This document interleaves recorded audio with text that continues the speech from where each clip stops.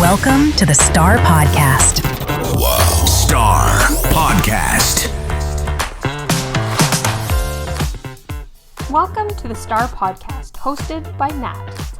Each week, we share tips and stories from safety, trucking, and recruitment, and everything in between. Listen now. Welcome back to another episode. Today's episode is a hard one to listen to. Emily Stoneman joins us today to share the story about her father and his tragic workplace accident. And Emily is a wonderful speaker, beautiful human being. The way that she shares the story about her father and shares her idea of why workplace safety is so important and the importance of the day of mourning. She speaks so amazing. What a incredible human being. It's a very hard episode for me to listen to. If you watch the video, you'll see I get pretty emotional. And I don't know Emily and I don't know her father Bryn, but just hearing the story, and I think it really brings that human aspect to workplace safety and why it's so important. So I highly recommend you listen to the episode. Emily's amazing, and I want to thank her for sharing her story, for honoring her father Bryn, and just for being with us and being so honest and vulnerable. I don't think I could have did the same thing. It was hard for me to even go back and edit the episode because it's so emotional. So I just want to give a warning that it is emotional, but it's such an important episode. I hope everyone listens to it. I hope you share this so that we can help reach more people, remind people of the importance of being safe at work, but being safe at home, and just keeping that in the back of your mind always. So thank you again so much, Emily. You're amazing. Thank you so much for coming on and joining us. And thank you to Susan and Eugene for connecting me with Emily for this episode. Eugene and Susan with the Threads of Life. If you have not heard of Threads of Life, go back and listen to my episode with Eugene. He shares a really great insight into what Threads of Life is. And listen now. Yeah, so I just want to thank you so much for joining us, and I appreciate you coming on and sharing your story. It's much appreciated. Yeah, thank you for having me. I am excited to share my story about my dad. For anyone who's not familiar with you, if you can just share a little bit about yourself, where you're from, where you grew up, just so that everyone kind of can hear a little bit more about you. Yeah, thank you for having me. Born in Brantford, born and raised. I currently live in Waterloo with my husband and my two dogs.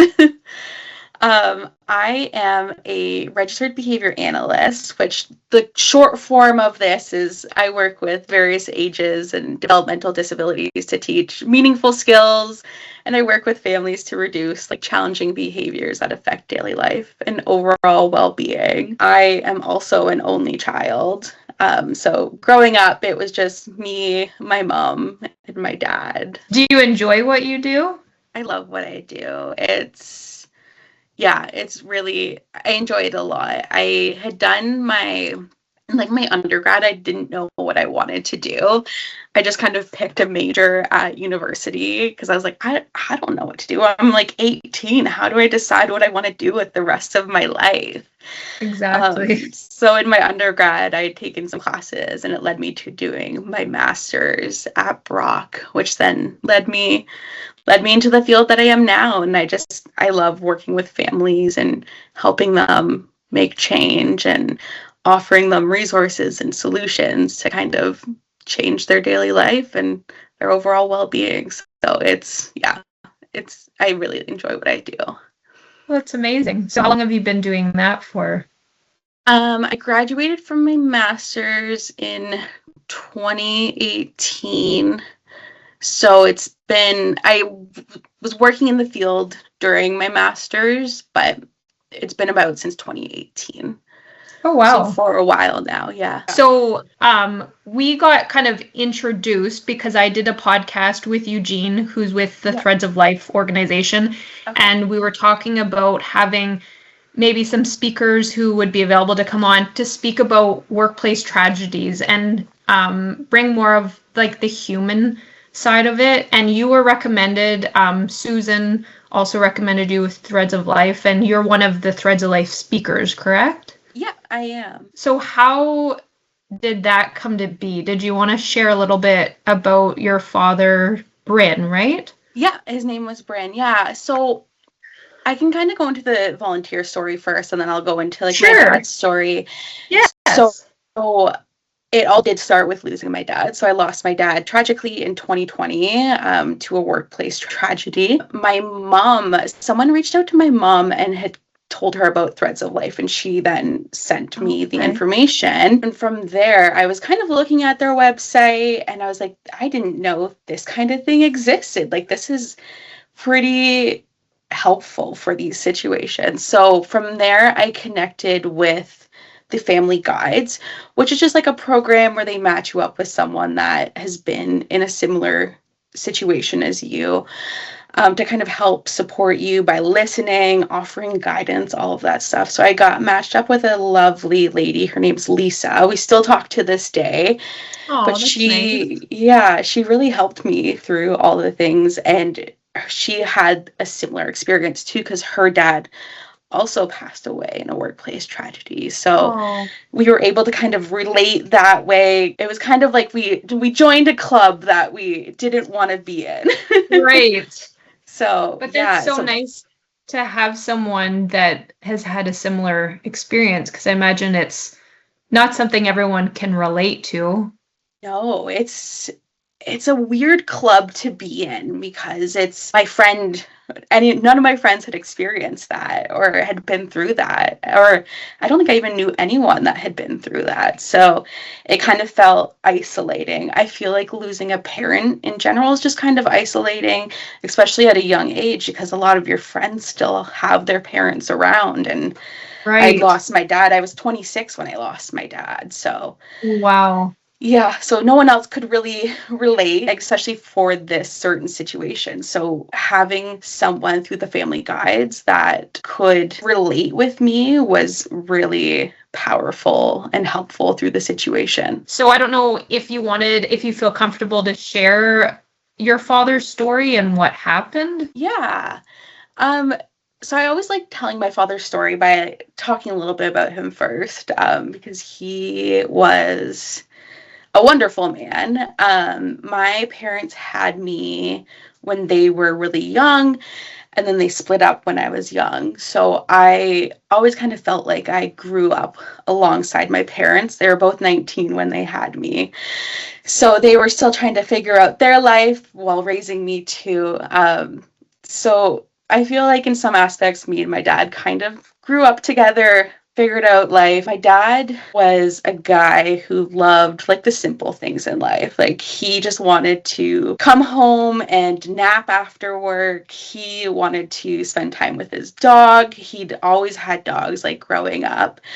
So he loved spending time with his dogs. He also loved working on cars. He was really big on buying cars off of Kijiji for like really cheap and like fixing them up, and just also buying random stuff off of Facebook Marketplace. He was always on Facebook Marketplace. I don't know what he did all the time, but he was just always scrolling Facebook Marketplace, watching some random shows on TV. He was just like a simple guy, like a simple bachelor, like living alone with his dog.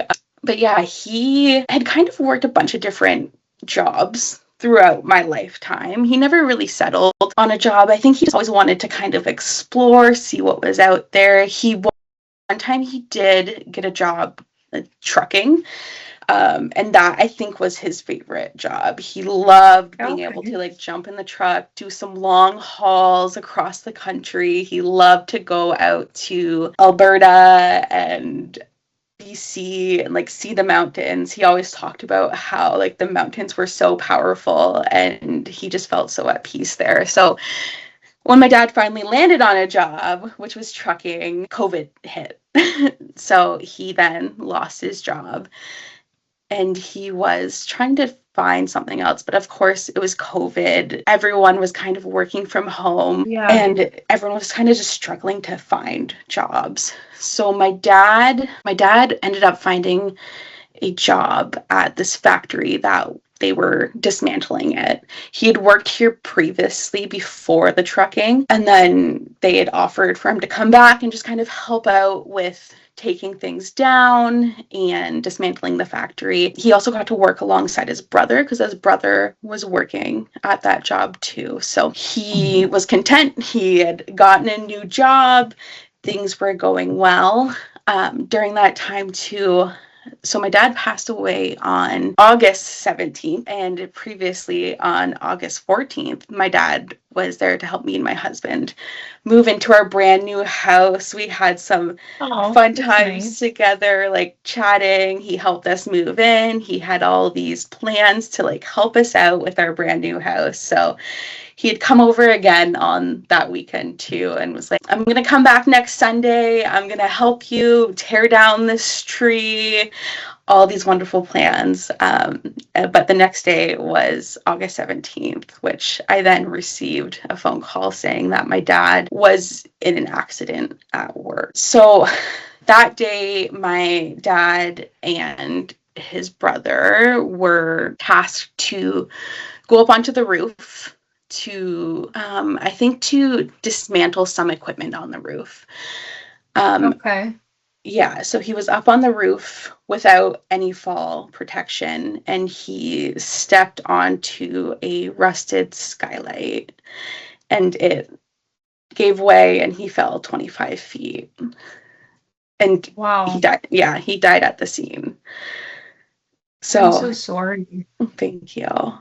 Yeah, it was definitely a preventable fatality, but without wearing fall protection. And so his brother was right there? Yes, his brother was beside him on the roof with him.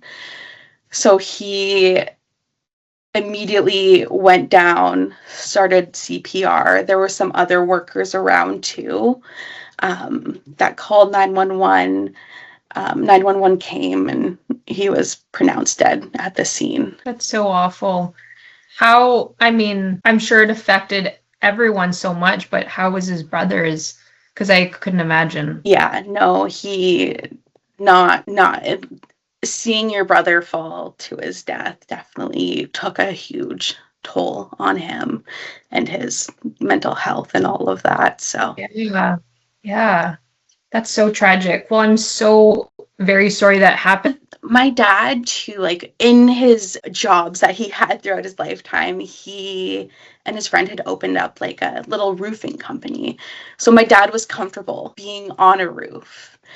And one of the things that my uncle had said afterwards too was that they've done this a million times. They've done this a bunch of times. So they didn't think anything was going to happen because nothing had happened before. Right. But it just takes that one time for everything to change. And that's unfortunately what happened to my dad that day. He was comfortable on being on the roof. He had a history of roofing, and yeah, he'd done it before. Yeah. Just this one time. I don't have anything to say other than I'm sorry. I mean, it's just such a tragedy, and like you have all these plans with your dad, so I can imagine. So I mean, the fact that you can even just come on here and share the story, I think's amazing. And just to remind other people to always be careful, no matter how experienced you are or how new to a job you are. Yeah, things can change in an instant, and it can be life altering. Even an illness or an injury at work can be life changing. And unfortunately for my dad, it was a fatality. That changed everything. We had plans the day before for him to come back to help us out with our brand new house that we had moved in. And my dad was the kind of dad that was supportive almost to a fault. Like he showed up to everything. He showed up to birthdays. He showed up to my graduation. He was constantly just showing up for me for everything. And I remember telling him when we bought the house that he was so excited for us. He even did like the walkthrough with us before we actually had our move-in day, and you could tell how proud he was. And I think that's part of me and him kind of growing up together too, that I was kind of a huge part of his life, and he was just the proudest dad. He never failed to tell me how proud he was of me. And like on Facebook, he was a big Facebook guy. He was like one of those where he liked to post. Yeah, he would post like memes and just like general posts and all of that. Yes. Like he played some Facebook games back in the day too, but he would always post on Facebook like how proud he was of me. And like before his tragedy, he like posted about me and my husband and like how proud he was and all of this. So like he was a really good father. He also, like, for his friends too, he was the type of guy that like you could always call on like any time of the day to come help you if like your car broke down or you needed help moving something or fixing something in your house. He was always around for his friends. And well, I think it's so special that now you can honor him by sharing his story and telling others what kind of person he was. I think that's such a special and nice way to honor his memory, for sure. Yeah, and that's one of the reasons why I got into being a speaker at Threads of Life, because it wasn't until last year, so 2025, that I had volunteered to be a speaker, because it had just taken a while for me to figure out my grief, and grief is a complex thing. So trying to navigate grief and like grief of a parent and figure out the new normal. I find with grief, it's a whole new world. Like you had your before and now you have your after, and your after looks so much different, and you're trying to get back to that before, but you can't, because it's a whole new world. So navigating through that grief had taken me a little bit. And it wasn't until last year that I was like, yeah, I think I'm ready to share my dad's story. I think there's a lot of importance in his story, and just thinking about like something that you've done multiple times before and you've never had an accident, or nothing's ever happened to you. So you think that, yeah, for sure, I can do it again. Like I'll be safe. But this time he wasn't safe, and it ultimately led to his death. So I knew that I needed to share his story so that other people could hear his story and hopefully think twice before doing that job that they did 1,000 times before, and actually think about the safety. And refusing unsafe work, I think, is really important. When they're tasked to go up on the roof, he could have said no. And so there's so many what ifs in his story, and I would just hate for another family to have to experience the same what ifs. No, that's a great reminder to everyone, and like a very real reminder, like something that actually happened.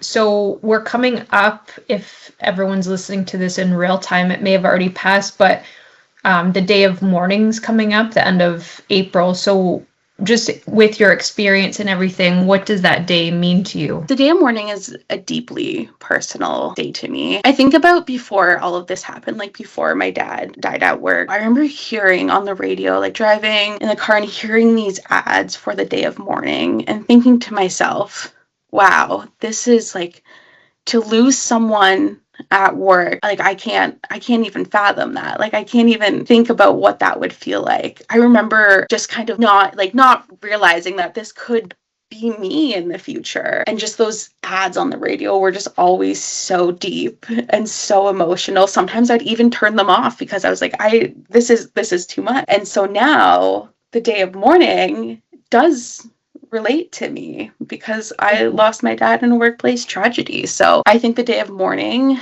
it represents more than just a day. It represents real people, real families, real loss. And it's a day to remember my dad and all the others that have lost their lives in these workplace tragedies, but then also a reminder that these things are preventable. If we think about the safety and thinking twice before doing those jobs, like this could be prevented. So this day is about honoring the workers, but then also making sure that we can do everything we can so that fewer families have to live this reality, so that fewer families can be the old me listening to the ads on the radio thinking, this could never happen to me. This isn't my reality. This will never be my reality. But unfortunately, it became my reality. So preventing those for other people, I think it's important on the day of mourning. I think that was an absolute perfect description of the day. So thank you for that. That was really, really good. Are you involved? Like, so you're a speaker for the Threads of Life and you're involved with their programs and everything. Are you involved also with the Steps for Life walk? And yeah. Actually, this is my first year. I'm going to be a spokesperson at the Mississauga Walk. Oh, wow. Yeah. So I get to be the spokesperson for the walk. And I think Steps of Life is such an important thing. It's a way to kind of bring everyone together, whether they have experienced the same thing or whether they want to raise awareness for workplace tragedies. It just always, it's a comforting space, I feel like, where families and friends and communities can come together and remember their loved ones. And they have like little signs along the walk too, of people that had lost their lives or their lives have been altered in workplace tragedies along the walk. So it's also an emotional time to kind of put faces to the names and to the statistics. And I didn't know they did that. That's really special. Yeah. So my dad will be on one of the little signs in the Mississauga Walk. Oh, that's so nice. Yeah. So for anyone listening that's not super familiar, so Threads of Life is an organization and it supports families affected by workplace accidents, tragic deaths. They have different programs, and then the Steps for Life kind of complements that, and it helps raise money for the organization so that they can offer all these programs for free for the families, which I think is absolutely amazing. So anyone can participate for the Steps for Life walk.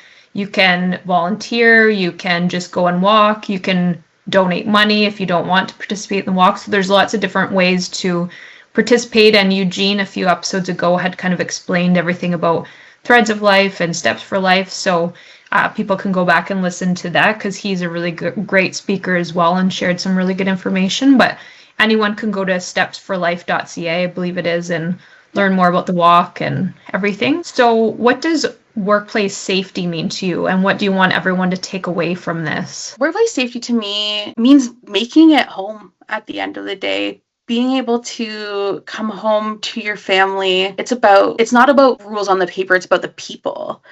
It's about someone's parent, someone's partner, someone's child walking through that door at the end of the day. It's important to stand up for safety in your workplace. Don't be afraid to speak up. I know that there's always like a stigma around workplace safety, and sometimes people feel like they can't stand up for their own safety, but it's important. It's important to speak up, refuse the unsafe work, and look out for each other too. Creating a culture that's about looking out for each other and making sure that your fellow coworkers make it home to their family at the end of the day. Because if you look out for them, they're going to look out for you too. Also, just remembering that if it's a job that you've done before, that it might not be fine that next time. It only takes one moment for everything to change. For your life to change, for your family's life to change. No job, no deadline, no shortcut is worth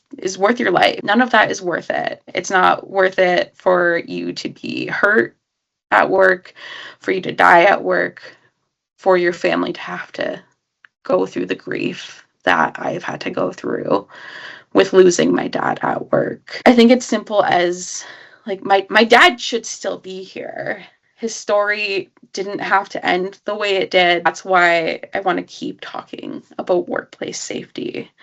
Because if it makes one person stop and think and choose to do something more safely, then it matters. Absolutely. You said that perfectly. Especially looking out for each other, I think, for sure, because you might see something that's about to happen that they didn't see. Same goes for you. And if you have each other's back, absolutely. I think that's so important. Yeah. His story can't be changed, unfortunately, but someone else's can. So I think it's important to watch out for each other and refuse unsafe work. Speak up if you see something. Make sure that everyone's making it home to their families at the end of the day. For sure. Is there anything that I didn't ask that you wanted to mention, or any final words or anything that we didn't talk about your dad that you wanted to end with or anything? Yeah, so I think it's important to put names and stories to these statistics and Yes. realize that these people aren't just numbers. They're not just names that you see in a news article. They are real people with real lives. People like my dad, who was just a guy who helped out his friend, was proud of his daughter, just kind of loved to like be with his dogs and take hikes. Like, he was a simple guy. But you don't see that in those stories. You don't see who they are. So I think it's important to hear these stories, as uncomfortable as they may feel to hear.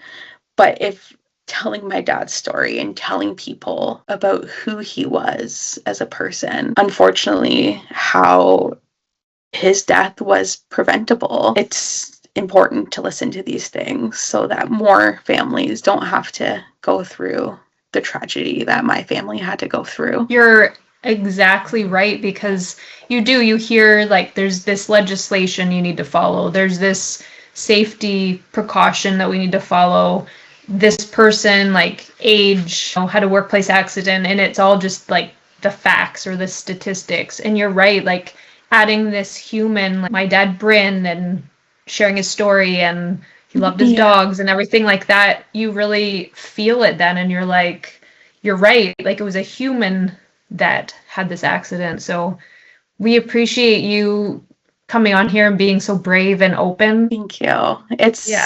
It's a hard story to tell, but it's definitely an important one to tell. It is. And you share everything so wonderfully, like explaining your dad, sharing about the day of mourning. I think you captured that perfectly. Sharing about workplace safety was bang on. Everything, like you just explain everything so well. So you're doing an amazing job, and keep doing what you're doing, because you're definitely making a difference and you're making your dad proud. Thank you. That's all I want, is to, I know my dad's proud of me wherever he is. He never failed to tell me about it. So just making him proud, I think, is the most important thing here. Just making sure that everyone knows about him and how wonderful he was.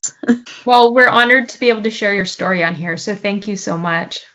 Thank you. I am excited to hear it. I'm excited for people to hear about the safety and the importance of it. And if this helps someone stop and think before they do something that could be unsafe, then I've accomplished what I set out to do. One very last thing for anyone maybe that resonates with your story, maybe they want to reach out to you. Do you share like personal details people can reach out to you, or do people go through the Threads of Life to contact you, or how would that go? They can go through Threads of Life. I also can pass along like my Instagram too. I don't really share stories. I do share stories of my dad on there. Not in this amount of details, but I would like to actually more. So if they do want to reach out to me personally, my Instagram is Emily Stoneman, so EmilysToneman. And they can feel free to reach out to Threads of Life too. Perfect. That's awesome. Well, thank you so much again. Again, you do an amazing job, and we appreciate your time and your story and hearing about your dad, Bryn, and we wish you all the best. Thank you. Wow. Star